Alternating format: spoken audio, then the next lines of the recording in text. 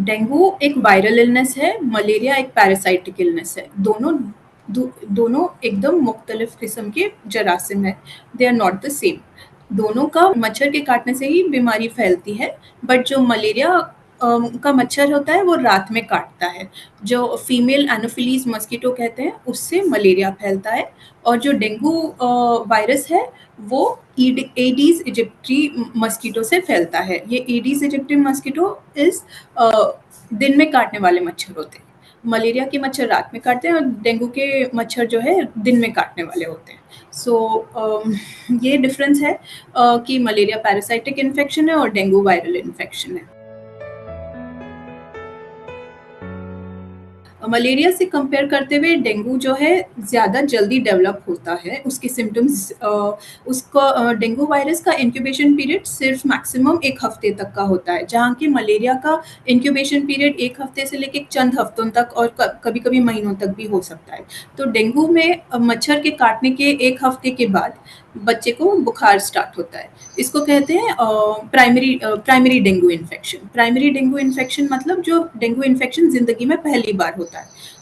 वो जो primary dengue infection होता है वो उतना सिवियर नहीं होता जितना सेकेंडरी डेंगू इन्फेक्शन होता है। सेकेंडरी डेंगू इन्फेक्शन मतलब ऑलरेडी एक बार डेंगू हो चुका है और इस बार दूसरी बार इन्फेक्शन, और दूसरी बार जो इन्फेक्शन सेकेंडरी इन्फेक्शन होता है इसमें कॉम्प्लिकेशन का जो खतरा जो है वो ज़्यादा होता है।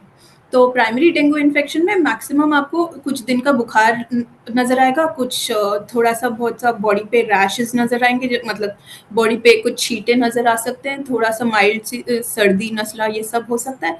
फिर उसके बाद रिकवरी का चांस अच्छा है, बट सेकेंडरी डेंगू इन्फेक्शन में कॉम्प्लिकेशंस होने का रिस्क ज़्यादा होता है। तो डेंगू होता है 3 किस्म का, mild dengue, dengue with warning science और सीवियर डेंगू। माइल्ड डेंगू जो है सिर्फ बुखार, थोड़ा-सा मांसपेशियों में दर्द, हड्डियों में दर्द, सर में दर्द, ये सब होता है माइल्ड डेंगू में। बट जो डेंगू विथ वार्निंग साइंस और सीवियर डेंगू है, इनको हम नज़रअंदाज नहीं कर सकते, इनमें मेडिकल अटेंशन ज़रूरी होता है। तो क्या वार्निंग साइंस? अगर आपके बुखार के साथ आपको ज़्यादा पेट में एकदम काफ़ी दर्द हो रहा है, ज़्यादा वॉमिटिंग्स हो रही हैं, और अगर आप एक किस्म से बेचैनी महसूस कर रहे हैं या फिर आप थकन महसूस कर रहे हैं, साथ में आपका वॉमिटिंग्स हो रहे हैं या पेट में दर्द हो रहा है या फिर कहीं से खून बह रहा है, जैसे कि नाक से खून बह रहा है, मसूड़ों से खून बह रहा है, या मोशन आपका सीवियर पेट के दर्द के बाद अगर आपका मोशन काले रंग का निकल रहा है, या जो पैखाना है उसमें खून नज़र आ रहा है, तो फिर ये सब होते हैं वार्निंग साइंस जिसको आप नेग्लेक्ट नहीं कर सकते, और आपको हॉस्पिटल जाना ही पड़ेगा।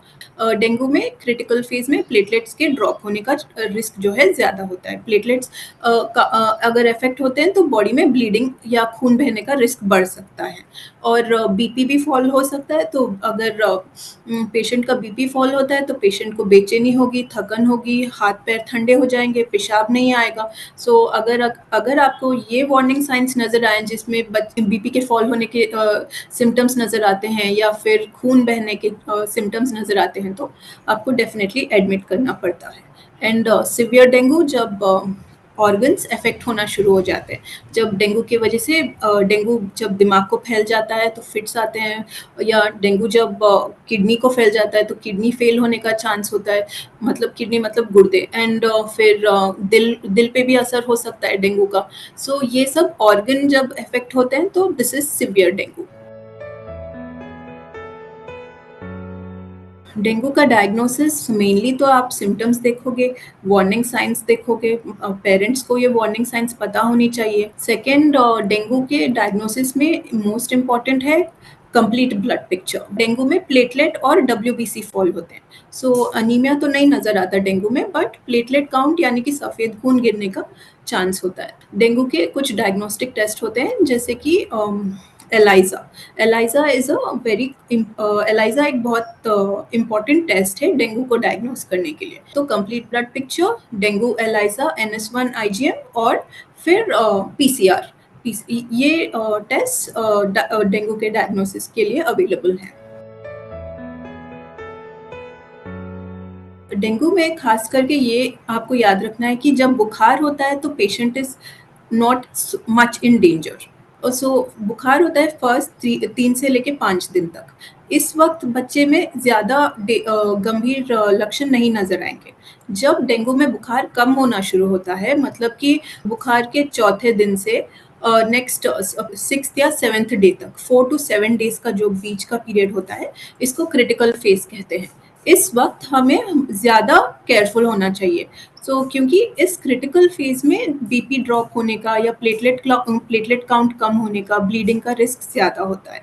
तो फर्स्ट 3 डेज़ बुखार रहेगा, 3 डेज़ के बाद जब क्रिटिकल फेज़ स्टार्ट होता है, तो क्रिटिकल फेज़ में हॉस्पिटल में एडमिट रह के ऑब्ज़र्वेशन में रहना ज़रूरी है। और फिर 7वें दिन से फिर रिकवरी स्टार्ट होती है।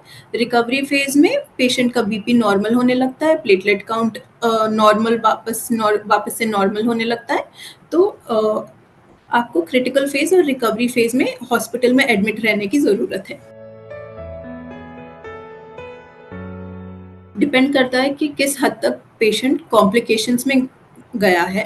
अगर पेशेंट का केस उतना कॉम्प्लिकेटेड नहीं है, सिर्फ़ बुखार आया फिर ठीक हो गया और थोड़ा बहुत सा डिस्टर्बेंस हुआ, जैसे कि उल्टियाँ हुई और पेट में दर्द हुआ और फिर ठीक हो गया बच्चा, तो कोई बात नहीं। बट अगर पेशेंट के अंदर कॉम्प्लिकेशंस डेवलप हुए हैं, जैसे प्लेटलेट काउंट एकदम से गिर चुका है या ब्लीडिंग हो चुकी है, पेशेंट के शरीर में खून बहना शुरू हो चुका है, या पेशेंट का बीपी एकदम से ड्रॉप हो चुका है और उसको आईवी फ्लूइड्स लगाने की ज़रूरत है, सफ़ेद खून चढ़ाने की ज़रूरत है, तो फिर हॉस्पिटल में आईसीयू में रखना है। और रिकवरी के फ़ेज़ में जब बीपी नॉर्मल होना शुरू हो जाता है, जब ब्लीडिंग का रिस्क कम हो जाता है, तो इसको रिकवरी फ़ेज़ कहते हैं। इस रिकवरी फ़ेज़ में आप आईवी फ्लूइड्स बंद कर सकते हैं एंड आप उनको मुँह से ज़्यादा लेने के लिए एनकरेज कर सकते हैं, ज़्यादा पानी पीने के लिए, ज़्यादा फ्लूइड्स लेने के लिए एनकरेज कर सकते हैं। और घर जाने के बाद भी बेड रेस्ट देना है एंड वही है कि अपने आप को अच्छे से हाइड्रेटेड रखें।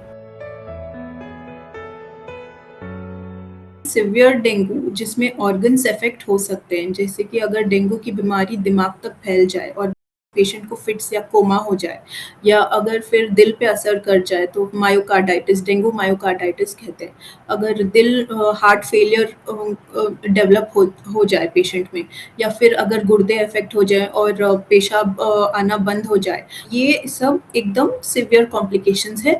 इससे रिकवरी का चांस नॉट ओनली ट्रीटमेंट पे डिपेंड करता है, बट कॉम्प्लिकेशन किस हद तक जा चुकी है उस पे डिपेंड करता है। तो इन कॉम्प्लिकेशंस को मैनेज करने के लिए हमारे पास बहुत सारी अभी मेडिकल फैसिलिटीज़ काफ़ी हैं। तो अगर ब्लीडिंग होती है तो प्लेटलेट्स ट्रांसफ्यूज़ करना है, अगर शॉक होता है तो आईवी फ्लूइड देना है, और अगर दिल पे असर कर जाता है, हार्ट फेलियर में चला जाता है, तो हार्ट से रिलेटेड, दिल से रिलेटेड मेडिकेशंस देने की अवेलेबिलिटी है।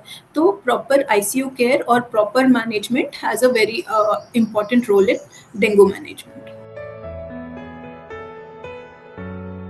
अगर घर पे मैनेज करने वाला डेंगू है जो उतना कॉम्प्लिकेटेड नहीं है, तो ऑब्वियसली आपको अच्छे से फ्लूइड्स दे सकते हैं, आप कुछ भी दे सकते हैं, फ्रूट जूसेस दे सकते हैं, खाने के लिए फ्रूट्स दे सकते हैं, पानी दे सकते हैं, नारियल पानी दे सकते हैं।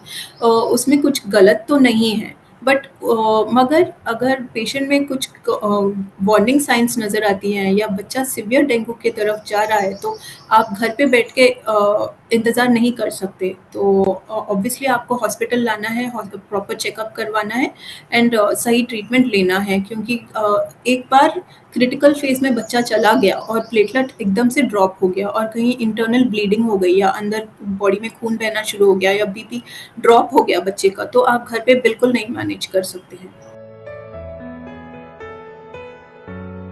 डेंगू तो हर जगह एंडेमिक है, all over India, especially the months August से लेके नवंबर का महीने, जो महीनों में मच्छर ज़्यादा होते हैं, बारिश ज़्यादा होती है, पानी इकट्ठा हो जाता है, तो मच्छर ज़्यादा फैलते हैं, फिर उससे डेंगू होने का रिस्क बढ़ जाता है। तो इन महीनों में केयरफुल रहना है, जैसे मस्कीटो नेट्स का इस्तेमाल करना, या फुल स्लीव कपड़े पहनना, या मस्कीटो रेपेलेंट्स यूज़ करना, जैसे कि ये सब इन्हीं सब चीज़ों से आप डेंगू भी प्रिवेंट कर सकते हैं।